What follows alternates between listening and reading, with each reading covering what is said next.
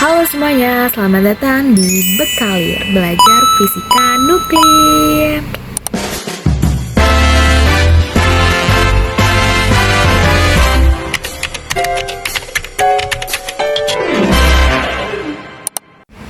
Pernah nggak Kalian bertanya-tanya, kalau ada partikel kecil yang meluncur dari inti atom dengan kecepatan hampir secepat cahaya?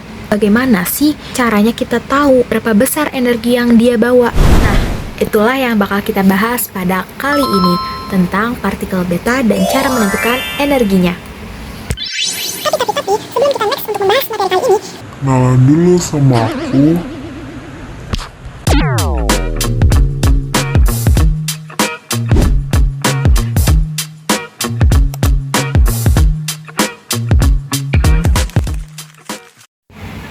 Oke, kita next.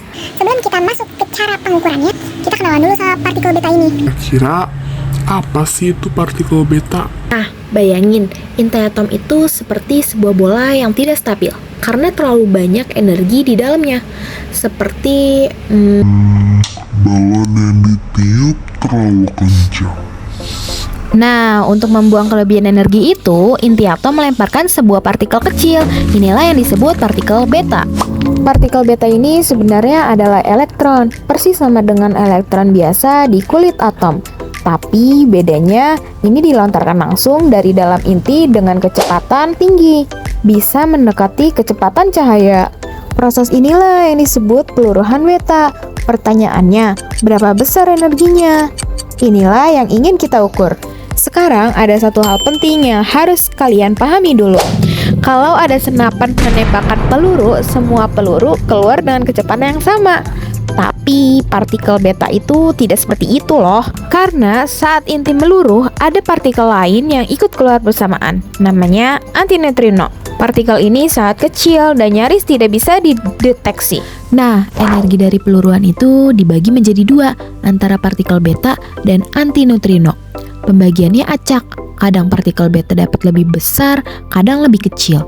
Akibatnya, kalau kita ukur ribuan partikel beta dari sumber yang sama, kita akan dapat hasil yang sangat beragam, dari yang hampir nol sampai hingga maksimum tertentu. Inilah yang disebut distribusi energi kontinu. Biar lebih paham, kita analogikan seperti ini.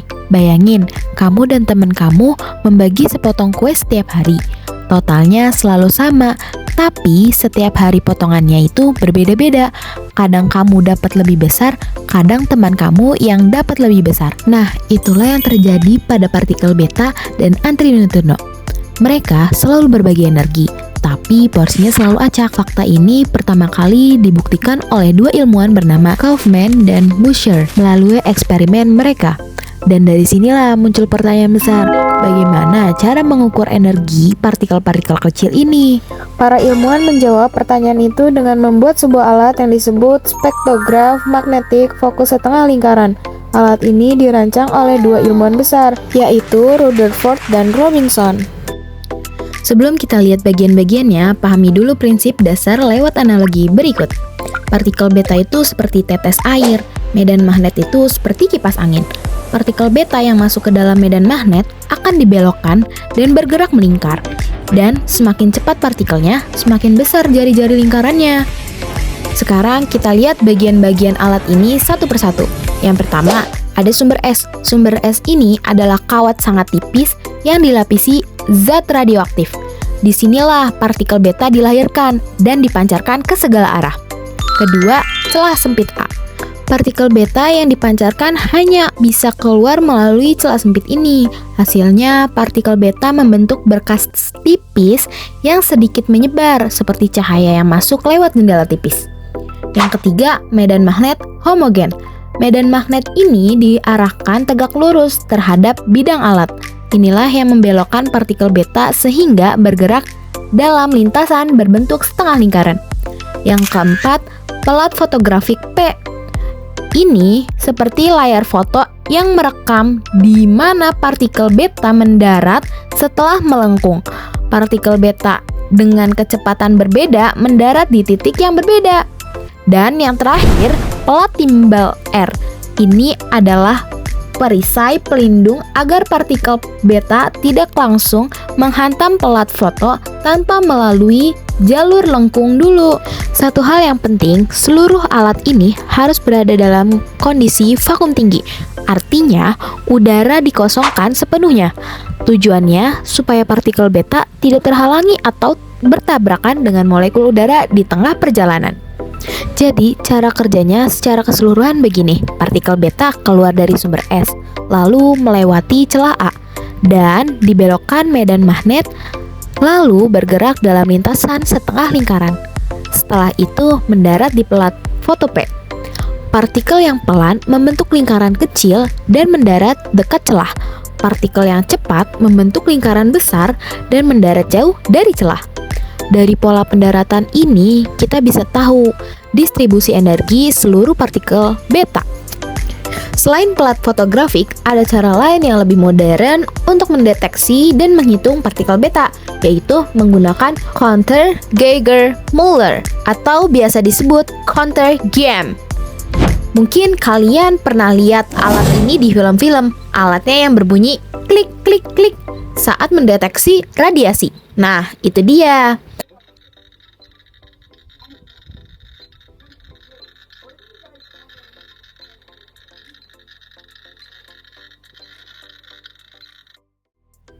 Ada dua cara menggunakannya dalam eksperimen ini. Cara pertama, geser posisi counter. Kuat medan magnet B dibiarkan tetap konstan, tapi posisi counter digeser sepanjang garis AP secara bertahap. Karena B tetap, setiap posisi counter menangkap partikel beta dengan kecepatan yang berbeda. Dengan cara ini, kita bisa menghitung satu persatu beberapa banyak partikel beta di setiap tingkat energi. Cara kedua, ubah kuat medan magnet.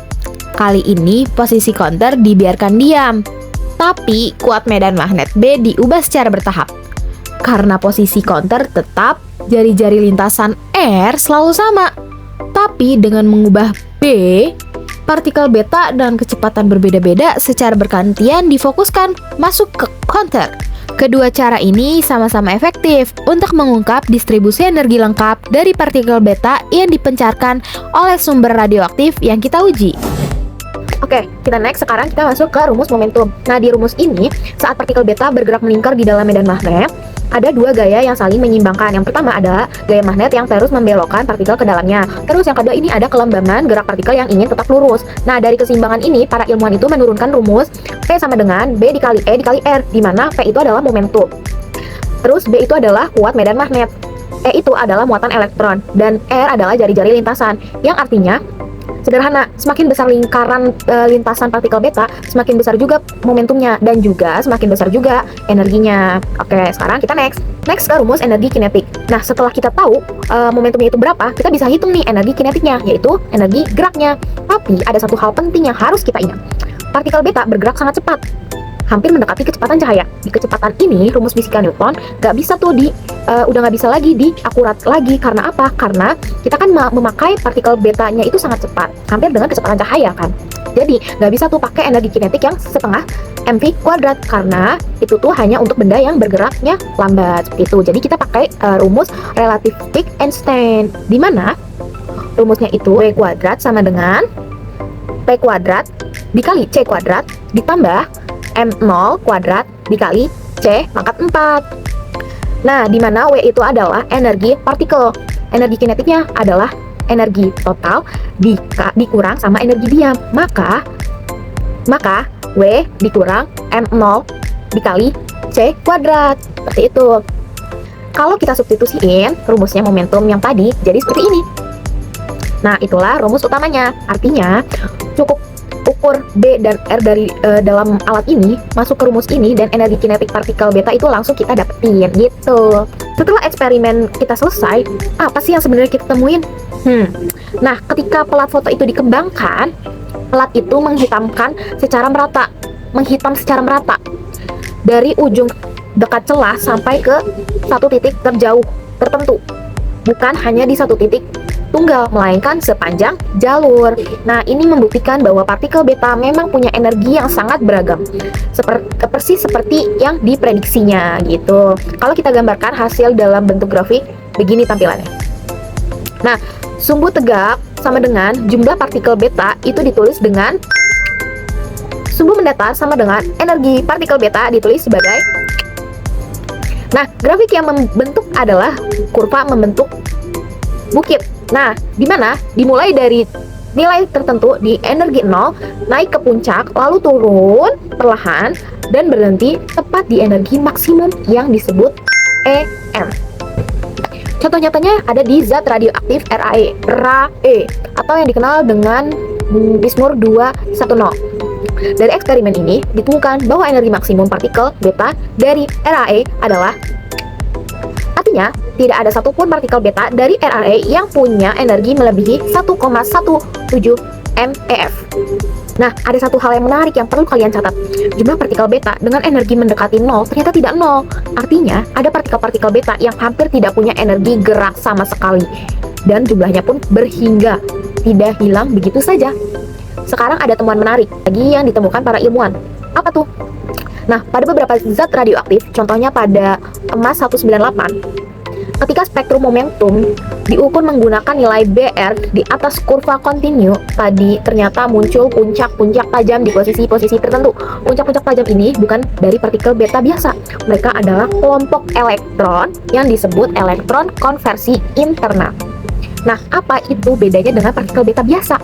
Begini, setelah inti atau meluruh, sisa inti itu mungkin masih punya kelebihan energi. Biasanya energi sisa ini dibuang dalam bentuk sinar gamma. Tapi kadang energi itu tidak dibuang sebagai sinar gamma, melainkan langsung ditransfer ke elektron yang ada di kulit atom di sekitarnya. Elektron itu lalu dilempar keluar dari atom. Karena energi yang ditransfer itu selalu tetap dan spesifik, tidak dibagi-bagi secara acak seperti pada peluruan beta.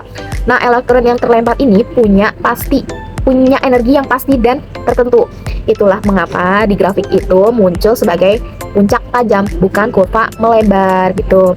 Nah, ilmuwan Rutherford dan rekan-rekannya itu sudah membuktikan bahwa elektron-elektron ini bukan berasal dari inti yang meluruhkan beta, tetapi dari proses yang berbeda-beda. Oke, sekarang kita next ke contoh soal. Sekarang kita coba terapkan semua yang udah kita pelajari ke dalam soal nyata. Soal pertama ini untuk mengukur momentum partikel beta. Di soal pertama, sebuah partikel beta bergerak melingkar di dalam spektrograf magnetik dengan jari-jari lintasan sama dengan 0,1 m. Kode medan magnet yang digunakan adalah B sama dengan 0,01 Tesla. Diketahui muatan elektron sama dengan 1,6 dikali 10 pangkat min 19 kolom. Tentukan momentum partikel beta tersebut. Nah, ingat prinsip dasar kita, partikel beta dibelokkan oleh medan magnet dan bergerak melingkar. Dari keseimbangan gaya kita punya rumus P sama dengan B dikali E dikali R. Sekarang kita substitusiin aja angkanya. P sama dengan 0,01 dikali 1,6 dikali 10 pangkat min 19 dikali 0,1. Kita hitung pelan-pelan ya. 0,01 dikali 0,1 sama dengan 0,001 atau artinya 10 pangkat min 3. Lalu kalikan dengan 1,6 kali 10 pangkat min 19. Berarti P sama dengan 1,6 dikali 10 pangkat min 19 dikali 10 pangkat min 3.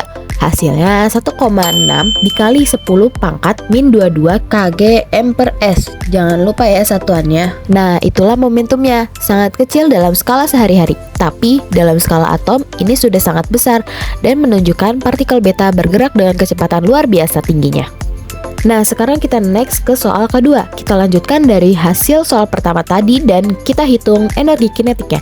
Dari soal pertama, kita sudah punya momentum P sama dengan 1,6 dikali 10 pangkat min 22 kgm per S. Diketahui massa diam elektronnya M0 nya sama dengan 9,11 kali 10 pangkat min 31 kg. Dan kecepatan cahayanya adalah 3 dikali 10 pangkat 8 m per S. Nah, pertanyaannya adalah tentukan energi kinetik partikel beta dalam joule dan MeV. Nah, dari soal tersebut kita pakai rumus relativistik dengan E beta sama dengan akar P kuadrat dikali C kuadrat ditambah M0 kuadrat dikali C pangkat 4 min M0 dikali C kuadrat. Nah, karena rumusnya panjang, kita pecah aja jadi langkah-langkah kecil supaya nggak bingung. Pertama kita hitung P kuadrat dikali C kuadrat. Nah, tinggal kita substitusiin. P kuadrat dikali C kuadrat sama dengan 1,6 dikali 10 pangkat min 22 kuadrat dikali 3 kali 10 pangkat 8 kuadrat. Kita hitung bagian-bagiannya dulu ya.